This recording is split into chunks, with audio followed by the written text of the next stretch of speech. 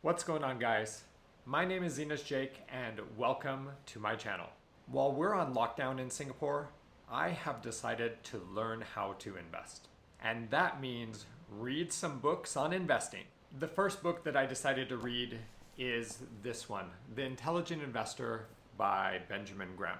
This is widely regarded as one of the best books on investing. And you can even see Warren Buffett here says that it is by far the best book on investing ever written.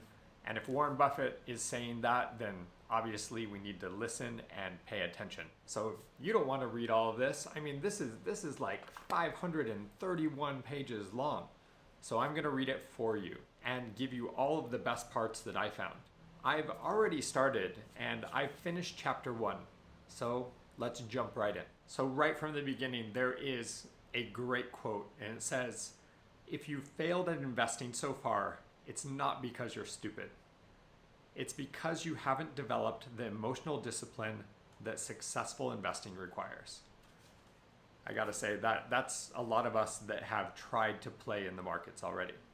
Another great one, while enthusiasm may be necessary for great accomplishments elsewhere, on Wall Street, it almost invariably leads to disaster.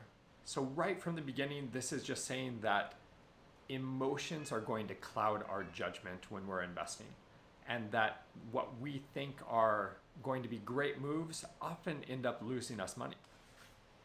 The really dreadful losses always occur after the buyer forgot to ask how much. The investor's chief problem, and even his worst enemy, is likely to be himself. Already, I'm barely into this, and I am really identifying with this book. Right from the very outset, Benjamin Graham puts a really distinct difference between investing and speculation. And we have this term investing, like I'm investing in the stock market, I'm an investor. But actually what it is most people that are playing in the stock market, especially casual investors, are speculators.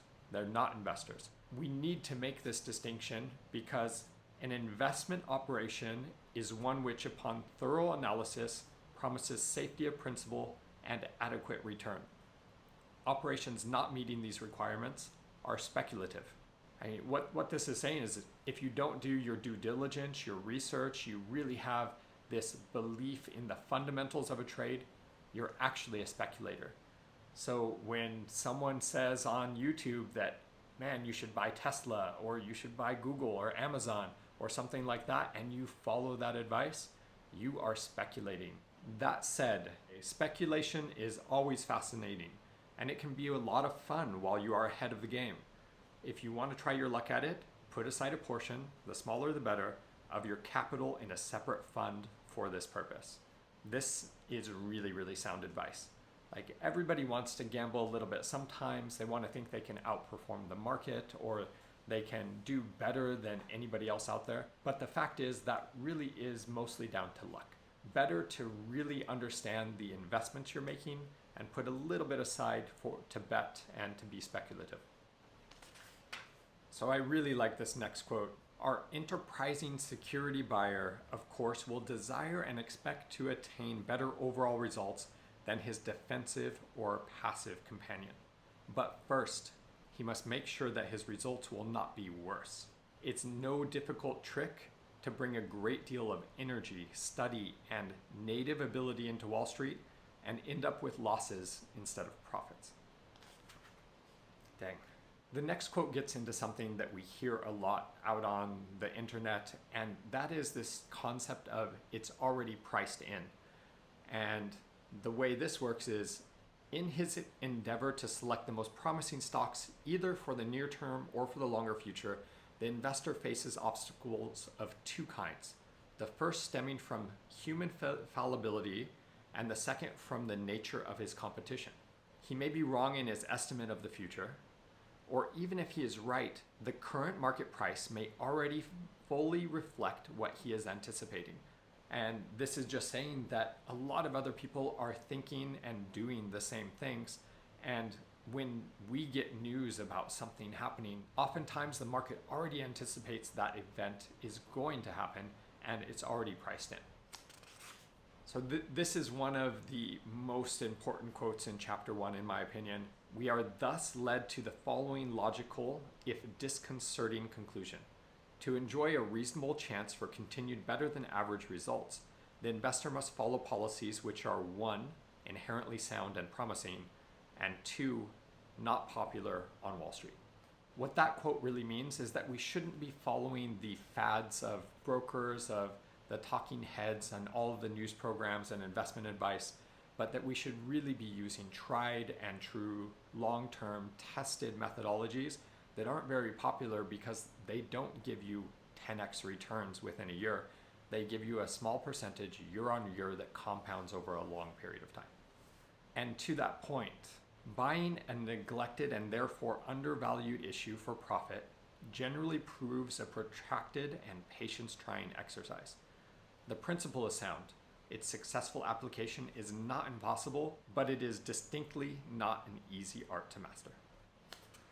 This book also has commentary by Jason Zweig, and the commentary is also very insightful because it is coming after this book was written, and it gives us perspective a little bit farther into the future from when this was written. So I'm going to go through the commentary as well as part of the chapter. One thing that Jason Zweig says here is that investing, according to Graham, consists equally of 3 elements.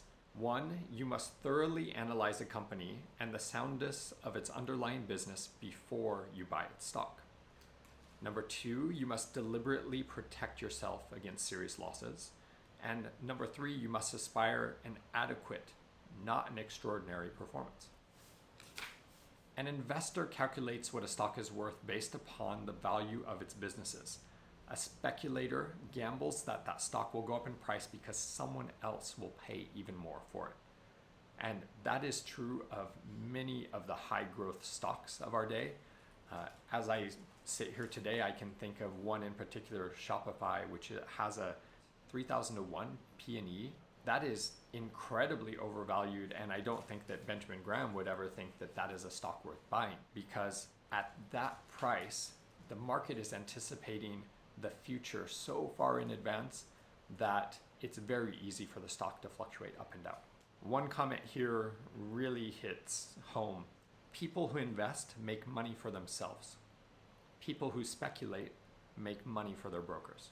And that in turn is why Wall Street perennially downplays the durable virtues of investing and hypes the gaudy appeal of speculation. And this totally makes sense.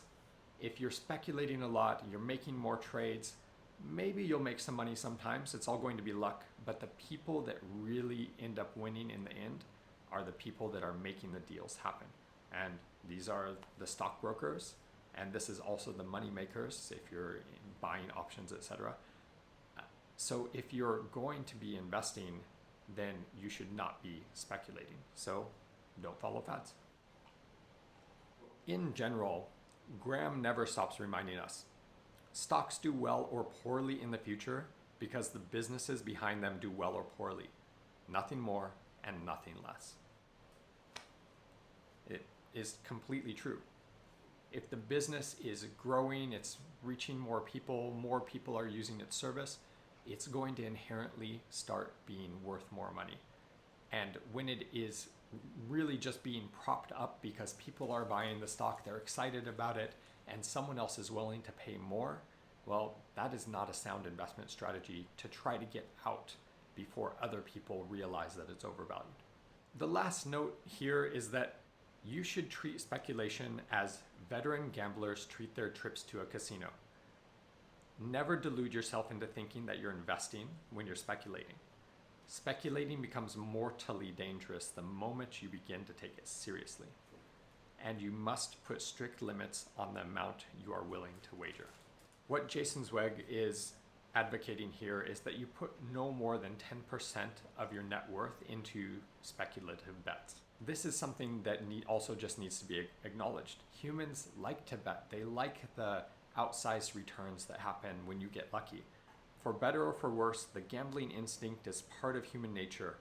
It's futile for most people to even try to suppress it, but you must contain and restrain it. When it comes to investing, this first chapter really tells us that there is a big difference between speculating and investing, and that if we want long, stable returns, we need to be in the investing camp.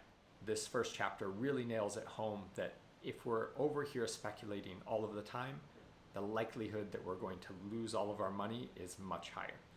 And to make long-term, sound, reasonable investments based upon value, and I guess this is why you call it value investing, that you look at the value of a company, the underlying performance, assets, etc., and where it's going to go, and you make a logical bet that this company is going to continue having really great returns. And that is the investment principle, that you look for where the value is and you invest there, and you don't invest in the fads. All right, that is chapter 1 of The Intelligent Investor. I really hope you liked this video. Please like this video and subscribe to my channel.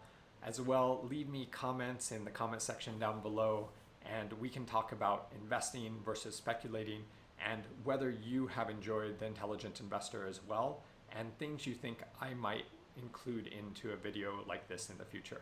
We'll get into chapter 2 next time.